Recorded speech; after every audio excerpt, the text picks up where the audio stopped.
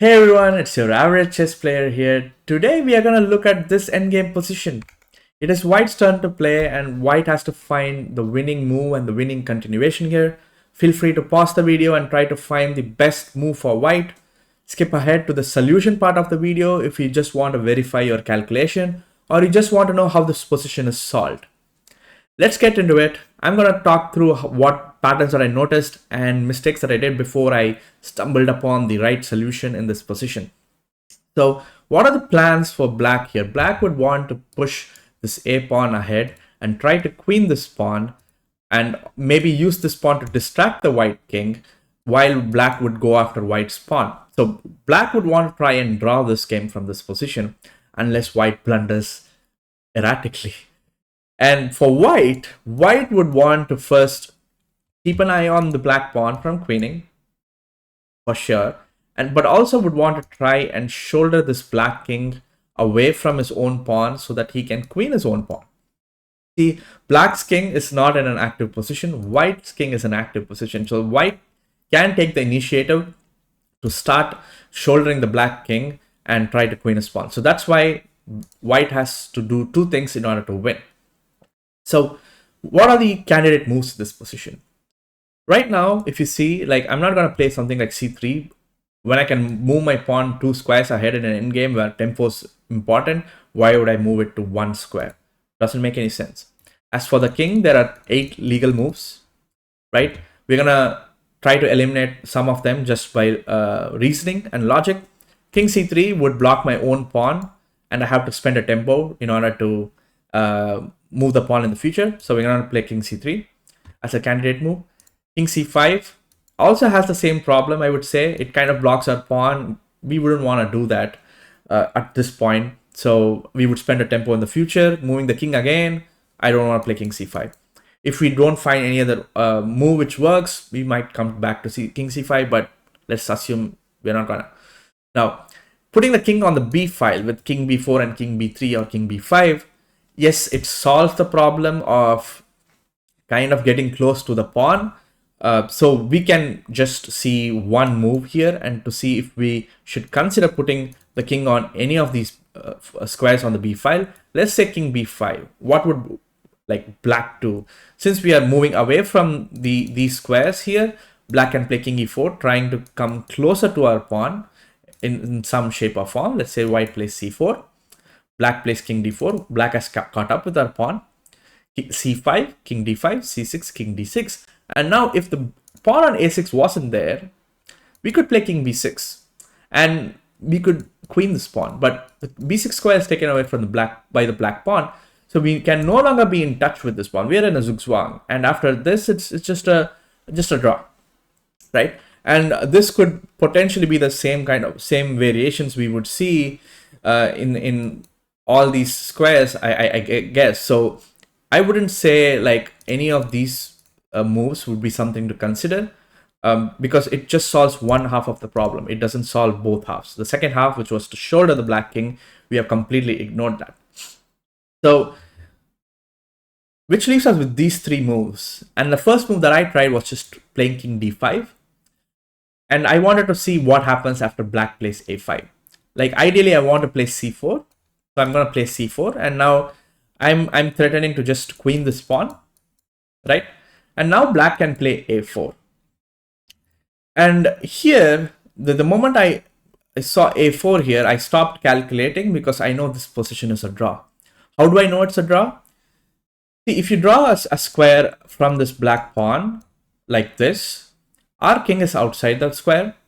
And in this move, which is our move, we should make a move which would put us inside the square or on the lines of the square in order to catch up to this pawn.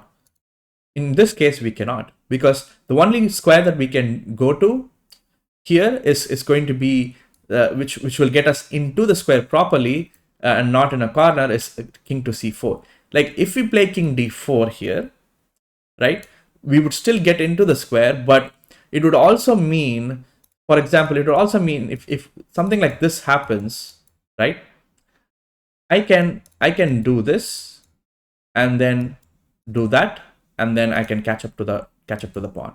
Like I can block this. This is a draw.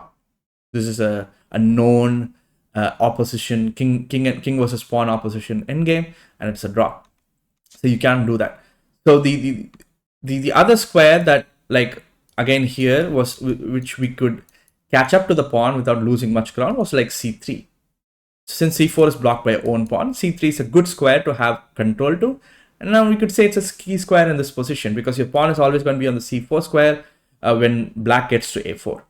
So the only way to get to c3 is from d4 or d3. And what if our king was there in the first place? We wouldn't have to worry about this pawn running away, while we also try to shoulder this king. So we'll go back. We'll take away d5 as a candidate move just because of this variation.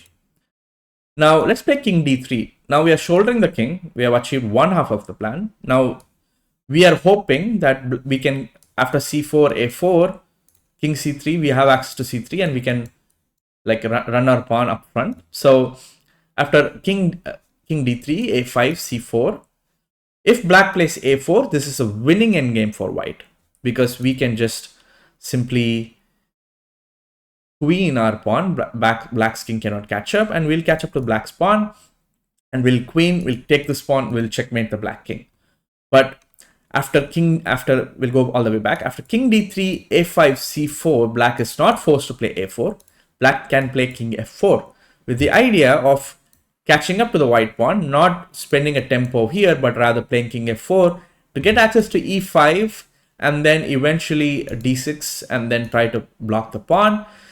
We can prevent black from doing the playing king d4, but once we play king d4, we have wasted a tempo here by playing to d3 and then to d4 in order to guard e5. Now we know that e5 is a key square, c3 is a key square, but after a4, c5, we are forced to catch up to this pawn, and then black can catch up to our pawn, and then it's a draw game.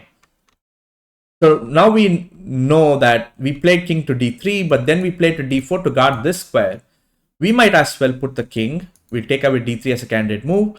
We might as well put the king on d4 as our first move, taking control of c3 and taking control of e5 in the same move to save a tempo. So this has to be a good move, right? So let's look at two moves. Let's look at a5. Let's look at king f4 to see if this move is winning. So a5, c4, black can play something like king e2 to get to this pawn this way, but black is kind of slow because whatever you do, we can just going to keep pushing our pawn, and we queen, and I give a check and I take control of a1, prevent your pawn from queening, and I can just play a check like this, and whatever you do, I take this pawn and then checkmate your king. It's as simple as that. So a5 doesn't work. Like the black's king is too slow. Like even if black doesn't play king e2, black plays something like a4, c5. If we play a2, king c3, and we kind of catch up to this pawn while black's king is not inside the square of our pawn. Even if we play king e4, I play c6, a2, I come here, and then we saw this already. Like we queen first. So this is winning. So let's go back. So king d4 again, king f4 first, saying, hey, you have taken away e5, but now I'm going to go to f5, come to e6. We play c4, black plays king f5. We shouldn't play c5 here because black would then get access to e6 and come in front of our pawn. We play king d5, shouldering the black king. Black can play king f6. We play king d6 again with the same idea of shouldering the black king. And after king f7, we can bring the pawn all the way to the 7th rank. Like the king on the 6th rank is kind of really powerful because of the position of a king, where we can now go to c7 when needed and then catch up to this pawn. We are also we still need to keep an eye on this pawn. We shouldn't play king c7 first here because a5, and we can no longer catch up to this pawn, and both the pawns will queen on the same turn. So we don't have to do anything drastic. We can just play c5 and wait to see what black will do. If black plays king e8, we can just play king c7, shouldering the king. King e8 with the idea to come to c8. But once we shoulder the king this way, even if black plays something like a5, we can just play king b7. Here, push, push, push, push. Queens with a check. and whatever you do, I can just, if you blunder with king f7 immediately, I just fork the king and the pawn, and then whatever you do, I just take this pawn. And from that, here it's like a simple checkmate. We'll go back slowly. After all the shouldering, in this position, after c5, if black plays a5, I still play c6. And since you're not like spending any, giving me any threats to come to d8, I can just keep pushing the pawn. If you play here, I can just simply play c7. If I want to play, I can play king c7, but it's just c7 taking away the square. And whatever you do, I queen. And if you threaten to just play a4, I play this. I queen first again, and then I come back here with a check. So what a nice endgame. It's once you know the idea behind what are the key squares that you have to look out for, in this case e5 and kind of c3 in some scenarios, and once you know your plans that you have to keep an eye on the a pawn and you have to shoulder the black king, you kind of know what you have to do. So if you skipped ahead to this part of the video, let me just show you the solution.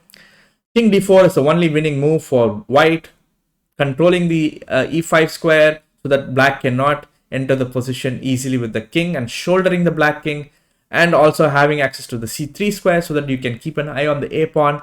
After king f4, c4, king f5, king d5, shouldering the black king, king f6, king d6, still shouldering the black king, king f7. We can just now start pushing our pawn because our king is quite up front in this position. After king e8, black tries to get access to d8 and then go to c8 and block the pawn, but then we play king c7, shouldering the black king again. Here black can play a5, but we can play a move like king b7 or c6, both would work, and we just queen our pawn first with a check, and after king f7, queen to c4, we kind of fork the pawn and the king, and we just capture the pawn. It's a checkmate from here. I hope you guys enjoy this video. Leave a like on this video if you liked it. Subscribe to the channel if you like this kind of content. And I'll catch you guys in the next one.